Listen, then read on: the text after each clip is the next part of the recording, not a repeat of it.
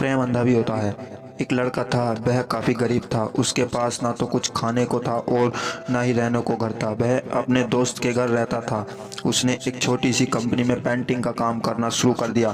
धीरे धीरे उसके पास काफ़ी पैसे भी हो गए। बाद में वह काफ़ी धनी भी हो गया, लेकिन अभी भी उसके अंदर कुछ कमी का एहसास होता था। जब वह छोटा था तभी उसके माता पिता इस दुनिया से चले गए थे। उसने कभी प्रेम को नहीं जाना था। एक दिन वह वहाँ अपने किसी काम से बाहर गया था। उसे एक लड़की दिखी जो कि काफ़ी अच्छी और खूबसूरत थी। उसको देखते ही इस लड़की को उस लड़के से प्रेम हो गया। वह काफ़ी देर तक उस लड़के को देखती रही। कुछ देर बाद वह लड़की वहाँ से चली गई। कुछ दिनों तक ये लड़का उस लड़की को खोजता रहा, लेकिन वह लड़की ना मिली। लेकिन नियति ने उस लड़की से इस लड़की को मिला ही दिया।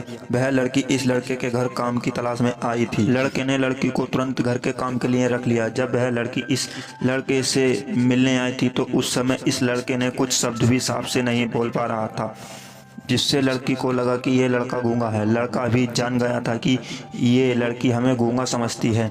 इसके साथ ही साथ ये लड़की समझ गई थी कि ये लड़का इस घर का नौकर है, ना कि मालिक है। अब जब भी ये लड़का उस लड़की के पास जाता तो गूंगा बन जाता और धीरे धीरे यह लड़की इस लड़के पर काफ़ी रहम खाने लगी। अब उसे इस लड़के के लाचारी पर प्यार होने लगा। लेकिन फिर वह लड़की एक बात से डरकर पीछे हट जाती थी। इस लड़की के भी माता पिता बचपन में ही मर चुके थे। इस लड़की को उसके चाचा ने पाला था और वह चाहता था कि वह जब तक जिंदा रहे ये लड़की उसके खाने पीने का पैसा दे। लड़की का प्रेम हद से भी बाहर जाने लगा। लड़के के एक खांसी पर भी वह लड़की दौड़े उसके पास पहुंच जाती थी। अब लड़का भी समझ गया था कि इस लड़की को मुझसे प्रेम हो गया है। लड़का भी बहुत ज़्यादा उस लड़की से प्रेम करता था। उसने पहले इस लड़की के बारे में सब कुछ पता किया।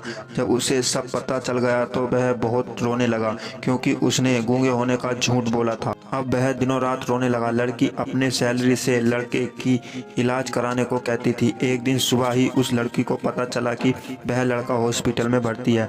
वह दौड़ते हुए जब हॉस्पिटल में पहुंची तो उसने देखा कि लड़का बेड पर बेहोश पड़ा है। उसके आसपास काफ़ी मशीन लगी हुई थी। जब लड़की डॉक्टर के पास पहुंची तो वह डॉक्टर ने उसे बताया कि लड़का अब बोल नहीं सकता। उसने अपनी भी जीभ को काटने की कोशिश की है। इसके साथ ही उस डॉक्टर ने उस लड़की को एक पत्र दिया। उस पत्र में लिखा था, मैं एक काफ़ी धनी लड़का हूँ। जिस घर में तुम काम करती हो उस घर की मालिक मैं ही हूँ। लेकिन इसके साथ ही मैंने तुमसे एक बहुत बड़ा झूठ बोला है कि मैं एक गूंगा हूँ। इस झूठ का प्रायश्चित करने के लिए मैं ऐसा काम करने जा रहा हूँ। इसके साथ ही तुम मेरे घर से मेरे मैनेजर से पैसे लेकर अपने चाचा को दे देना और एक नई ज़िंदगी की शुरुआत करना। अगर हो सके तो मुझे माफ़ कर देना, तुम्हारा दोषी। इस पत्र को पढ़ने के बाद उस लड़की के आंसू से बाहर आए। वह दौड़ते हुए मंदिर में गई।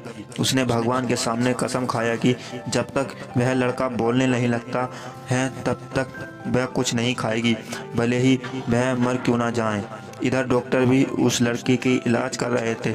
ईश्वर ने दोनों की मन की बात कबूल कर लिया और अब लड़का बोलने लगा, लेकिन वह अपनी याददाश्त को खो गया। अब उसे कुछ भी नहीं याद था।